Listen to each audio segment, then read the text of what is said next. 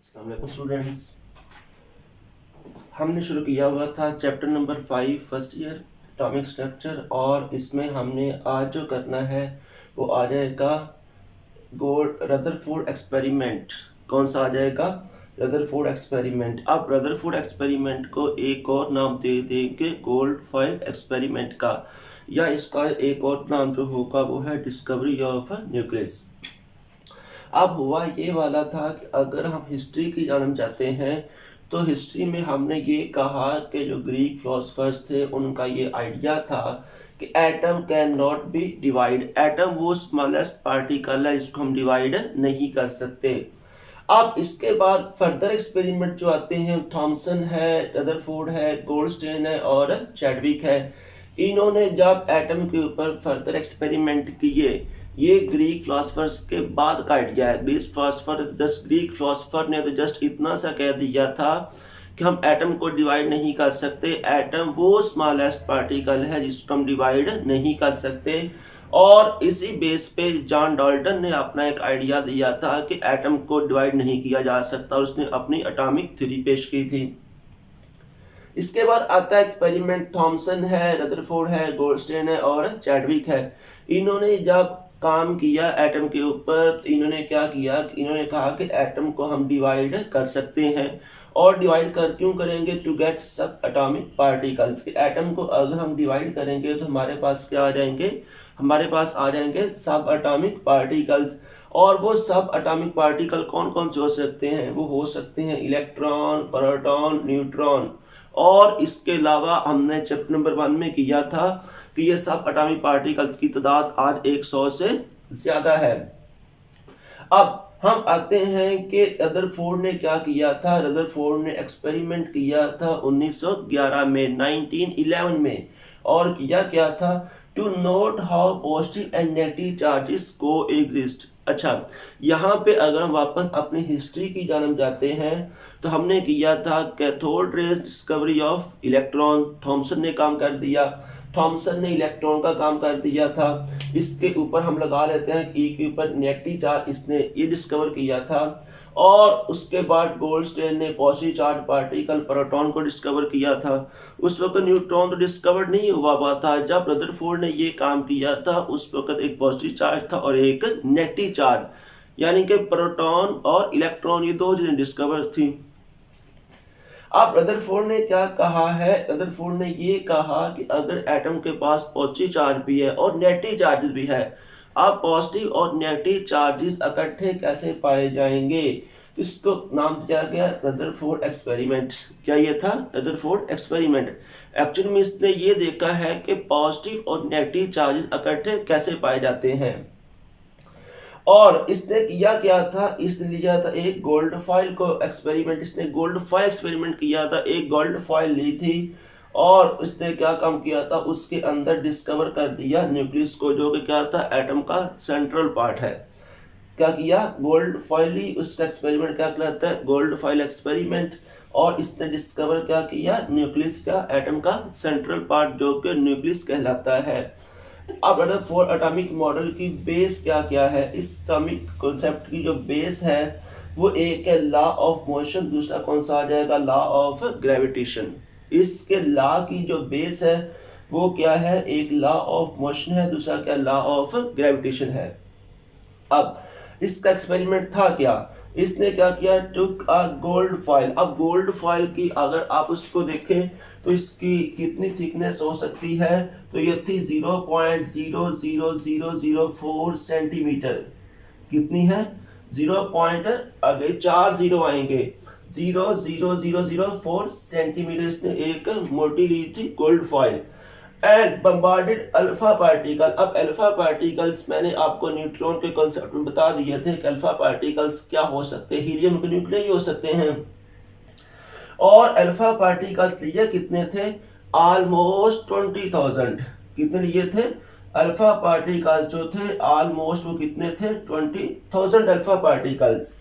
अब 20,000 alpha particles को लेके जब उसकी बम्बार्डमेंट की गई गोल्ड फॉइल के ऊपर, तो effect study on the zinc sulphide coated plate, और इसके इफेक्ट को स्टडी किया गया गोल्ड फॉइल के जिंक सल्फाइड से कोटेड की गई एक प्लेट के ऊपर।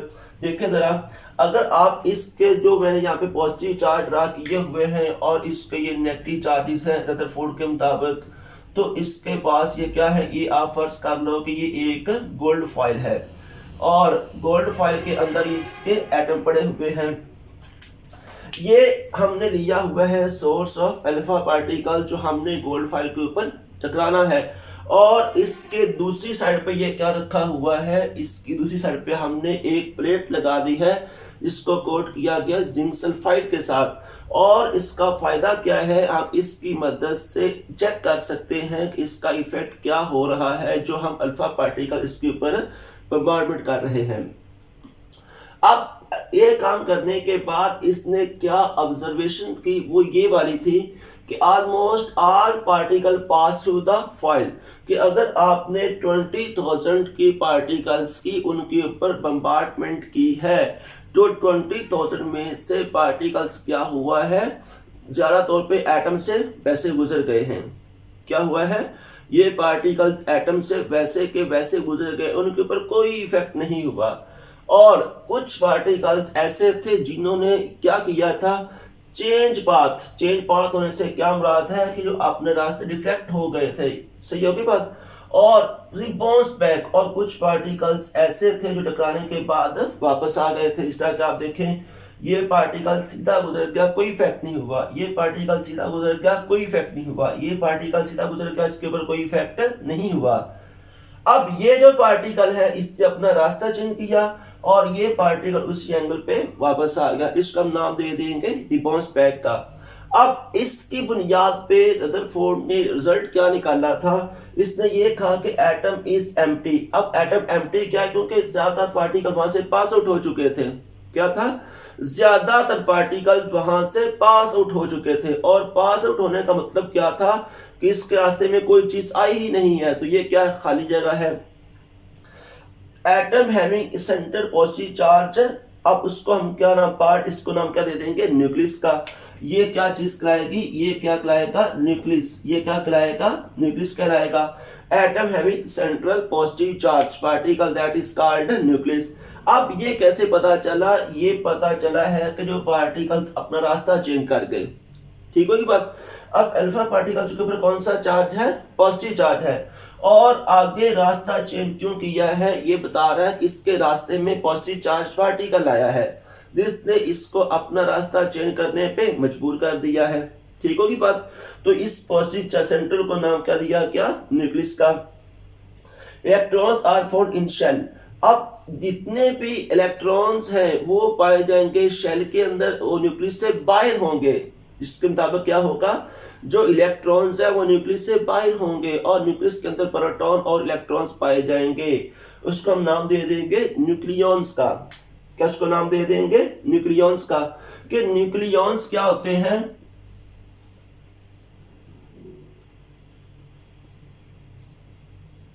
न्यूक्लियॉन्स में हम कह देंगे इलेक्ट्रॉन को निकाल देते हो, बाकी आप ऑल अदर पार्टिकल इसके कर लेते हो।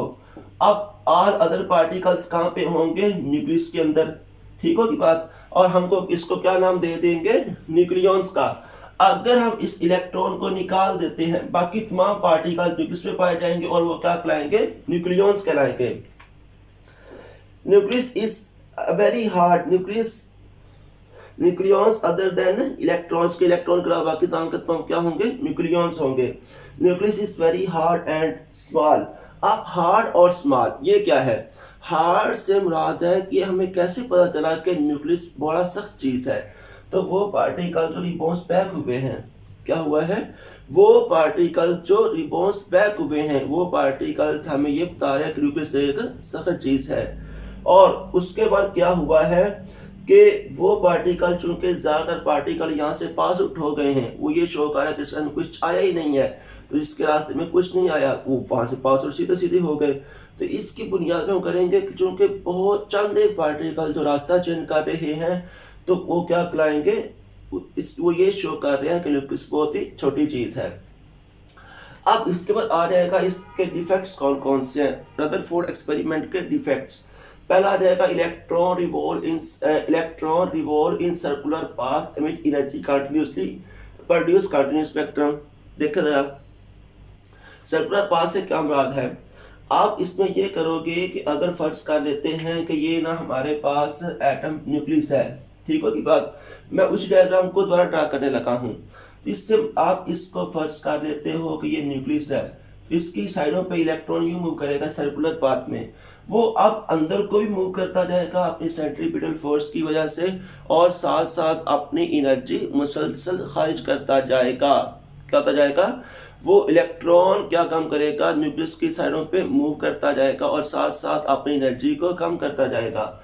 अगर वो हर वक्त गर्दिश कर रहा है तो उसे प्रोड्यूस करना चाहिए था कंटिन्यूस स्पेक्ट्रम, लेकिन एक्चुअल में इसने क्या दे दिया, लाइन स्पेक्ट्रम।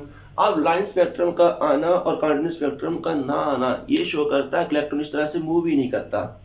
क्या बताता है, इलेक्ट्रॉन इस तरह से मूव ही नहीं करता। दूसरा, अगर अब फर्ज कर लेते हैं इलेक्ट्रॉन इस तरह से मूव करता है, पहली बात है मूव करता है, स्पेक्ट्रम का आना ये शो करता है कि इस तरह से मूव करता ही नहीं। तो अगर सपोज इस तरह से मूव भी वो करता है तो it should fall into the nucleus, electron nucleus के अंदर फॉल कर जाएगा। आहिस्ता आहिस्ता जब वो मूव करता जाएगा उसकी एनर्जी कम होती जाएगी ना, तो एनर्जी कम होने की बुनियाद पे वो न्यूक्लियस में फॉल कर जाएगा, तो वो न्यूक्लियस के अंदर फॉल नहीं करता। ठीक होगी बात। तो ये दो डिफेक्ट थे रदरफोर्ड एटॉमिक मॉडल के, और इस एटॉमिक मॉडल को आगे करेक्ट किसने किया था वो इंशाल्लाह हम अपने नेक्स्ट लेक्चर में करेंगे। अल्लाह हाफिज़।